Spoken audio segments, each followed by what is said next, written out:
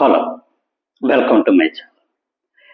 ఈరోజు ఈ వీడియోలో మనం గత 3-4 రోజులుగా సామాజిక మాధ్యమాల్లోని ముఖ్యంగా వైఎస్ఆర్సీపీకి అనుబంధంగా ఉన్న కొన్ని ఛానల్స్లోని చాలా భారీ ఎత్తున సర్క్యులేట్ అవుతున్న విషయం, శ్రీ పరకాల ప్రభాకర్ గారు 2024 ఎన్నికల్లోని అవకతవకలు జరిగాయని చెప్పి ఒక ఆర్టికల్ని ప్రచురించడం జరిగింది. ఆయన వైర్ అనే ఒక సామాజిక మాధ్యమం ద్వారా ప్రచురించడం జరిగింది.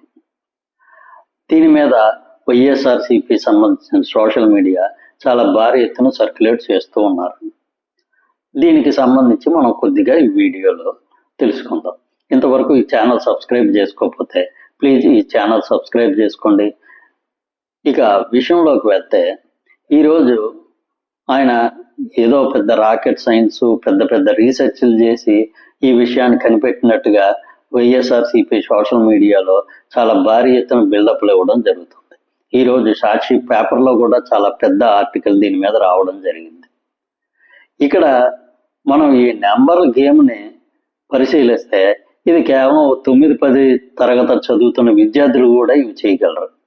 ప్రధాన అభియోగం ఆయన చేస్తున్నది ఏమిటంటే, ఈ ఎన్నికల సమయం ముగించే సమయానికి, అంటే దాదాపు సాయంత్రం 5 గంటలకి 68% పోలింగ్ జరిగింది.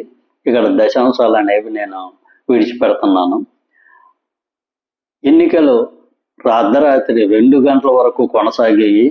ఈ 2 గంటలప్పుడేమో సడన్గా 80% పోలింగ్ జరిగిందని చెప్పి ఎన్నికల కమిషన్ అనేది ఒక ప్రెస్ నోటు విడుదల చేయడం జరిగింది. కాకపోతే ఇక్కడ 5 గంటల నుంచి 2 గంటల వరకు దాదాపు 12% పోలింగ్ జరిగింది. అంటే ఓట్లలోకి తీసుకుంటే దాదాపు 52 లక్షల ఓట్లు ఈ ఎన్నికల సమయం ముగిసిన తర్వాత, అంటే 5 గంటల తర్వాత పోలయ్యాయి. కాబట్టి ఇక్కడ ఖచ్చితంగా అవకతవకలు జరగడానికి అవకాశం ఉందని చెప్పి ఆయన ఒక అభియోగం మోపారు. ఇక రెండవది ఏంటంటే, ఈ ఎన్నికల సమయం 5 గంటలు దాటిపోయిన తర్వాత పోలింగ్ బూత్లో ఎవరెవరు ఉన్నారో వాళ్ళందరికీ స్లిప్పులు ఇవ్వాలి, అక్కడ ఉన్న మనుషులందరినీ వీడియో తీయాలి అనే ఒక నిబంధన ఉంది. ఆ నిబంధన ఎక్కడా వీరు పాటించినట్టు మనకు తెలియడం లేదు అని ఇంకొక అభియోగం మోపడం జరిగింది. ఇక్కడ ఈ 2 అభియోగాల గురించి మనం కొద్దిగా తెలుసుకుందాం. మొదటిది, 52 లక్షలు ఓట్లు అనవసరంగా పోలయ్యాయి అనేది మొదటి అభియోగం. ఇక్కడ మనం గమనించాల్సిన విషయం ఏంటంటే, కేవలం ఒక నెంబర్ చెప్పేస్తే అది లీగల్గా దాని మీద ఎంతవరకు నిలబడుతుంది అనేది కూడా మనం కొంచెం ఆలోచన చేయాలి. ఇక్కడ 52 లక్షల ఓట్లు ఎవరు వేశారు, దీని వెనకాతల ఎవరున్నారు, అసలు 52 లక్షల ఓట్లు ఎక్కడి నుంచి వచ్చాయి? మన అందరికీ తెలిసిన విషయమే. ఎలక్షన్ కమిషన్ అనేది ప్రతి రాష్ట్రంలోని ప్రతి పోలింగ్ బూత్లో కూడా ఎన్ని ఓట్లు ఉన్నాయి అనేది ముందుగా ప్రింట్ చేసి విడుదల చేయడం జరుగుతుంది. ఈ 52 లక్షల ఓట్లు అంటే ఆల్రెడీ ఓటింగ్ ఉన్నవాళ్ళు వేయడం మానేశారా, వాళ్ళని దొంగ ఓట్లు, వారి పేరు మీద దొంగ ఓట్లు వేయడం జరిగిందా అనే విషయాన్ని ఇక్కడ పరకాల ప్రభాకర్ రావు గారు ఎక్కడ బయట పెట్టడం జరగలేదు. కేవలం వ్యక్తులు లేకుండా ఊరికినే ఓట్లు వేసేస్తే మరి అసలైన వ్యక్తులు ఓటింగ్కి రాకుండా ఉండిపోయారా? ఈరోజు మనం ఇక్కడ గమనించాల్సిన ఇంకొక విషయం ఏంటంటే, 2019లో కూడా మన రాష్ట్రంలో ఎన్నికలు జరిగాయి. అప్పుడుతో కంపేర్ చేసుకుంటే ఇప్పుడు పెరిగిన ఓటింగ్ దాదాపు కేవలం ఒక 8 లక్షల నుంచి 10 లక్షల ఓట్లు మాత్రమే పెరిగాయి. ఇక్కడ ఆయన చెప్తుంది 52 లక్షల ఓట్లు ఎక్స్ట్రా పడ్డాయని. మరి ఆ 52 లక్షల ఓట్లు ఎక్కడి నుంచి వచ్చాయి? ఈరోజు 100% ఓటింగ్ జరిగిపోలేదు కదా. 2019కి 2024 మధ్య ఒక 2% మాత్రమే ఎక్స్ట్రా పోలింగ్ జరిగింది. ఇక్కడ 2 విషయాలు మనం అర్థం చేసుకోవాలి.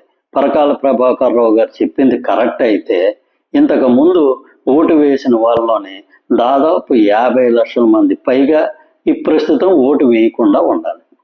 లేదంటే ప్రస్తుతం 100% ఓటింగ్ జరిగిపోయి ఉండాలి. 80% జరిగిందంటే 92% ఓటింగ్ జరిగి ఉండాలి.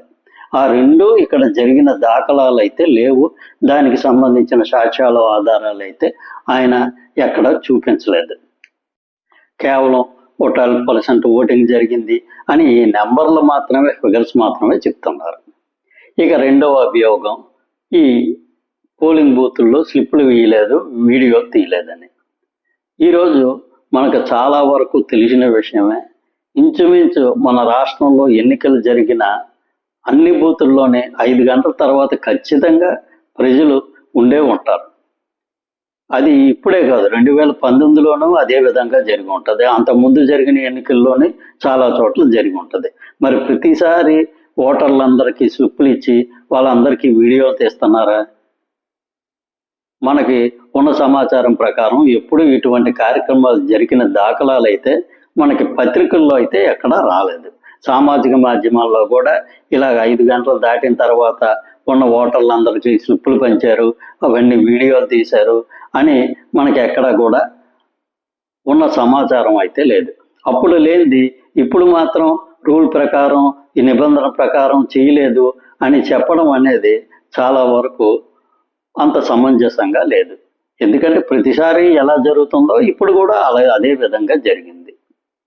ఇక్కడ ఆయన దగ్గర ఏమైనా సరే సాక్ష్యాలు, ఆధారాలు ఉంటే ఇదేమీ చిన్న విషయం కాదు. ఒక రాష్ట్ర ప్రభుత్వాన్ని నడిపించే పార్టీ ఎవరిది అనేది తేల్చే విషయం. అటువంటి ఇష్యూలోని ఆయన దగ్గర సాక్ష్యాలు, ఆధారాలు ఉన్నప్పుడు కోర్టుకు వెళ్ళచ్చు. ఈరోజు వైఎస్ఆర్సీపీ ఏమి చిన్న పార్టీ కాదు, వాళ్ళకి కోర్టులకి వెళ్ళేంత స్తోమత లేని పార్టీ ఏమి కాదు. భారతదేశంలో పెద్ద పెద్ద లాయర్లు అందరితోనే వారికి సాన్నిహిత్య సంబంధాలు ఉన్నాయి. కాబట్టి ఇదే విషయం మీద సాక్ష్యాలు, ఆధారాలు ఉంటే వాళ్ళు కోర్టుకు వెళ్ళచ్చు. ఇక్కడ కోర్టుకు వెళ్లకుండా కేవలం పేపర్లోని, సామాజిక మాధ్యమాల్లోని సర్క్యులేట్ చేయడం వల్ల ఆ పార్టీకి ఏమైనా సరే ఆత్మసంతృప్తి లభిస్తే లభించవచ్చు తప్ప, లేదంటే ఈ ప్రజల్లోనే ఈ విషయాన్ని నమ్మి ప్రస్తుతం కూటమి ప్రభుత్వం మీద వ్యతిరేకత పెంచుకుంటారని ఆశించి ఈ విధంగా ఏమైనా చేసి ఉండొచ్చు తప్ప, అంతే కానీ ఈ నివేదికలోని పరకాల ప్రభాకర్ గారు చెబుతున్నట్టు ఈ 18 నెలల రీసెర్చ్ అనేది అంత పకడ్బందీగా చేసినట్టయితే మనకు అనిపించట్లేదు. ఈరోజు ఆయన తీసుకున్న ఫిగర్లన్నీ ఈ ఆర్టీ యాక్ట్ మీద ఈ ఎన్నికల కమిషన్ ఎవరిని అడిగినా ఇస్తారు. కానీ ఎవరు ఓట్లు వేశారు, దీనికి అవకతవకలుగా పాల్పడింది ఎవరు అనే విషయాన్ని మాత్రం ఆయన ఎక్కడా బయట పెట్టలేదు. ఈరోజు మనం గమనించాల్సిన ఇంకొక ముఖ్య విషయం ఏంటంటే, ఆ సమయంలో అధికారంలో ఉన్నది వైఎస్ఆర్సీపీ పార్టీ.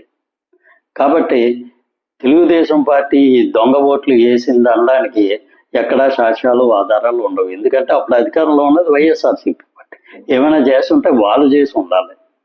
కాబట్టి ఈ విషయంగా పరకాల ప్రభాకర్ రావు గారు ఎందుకని ఇంత నివేదిక ఇచ్చారు అనేది మరి అది ఆయనకే తెలియాలి.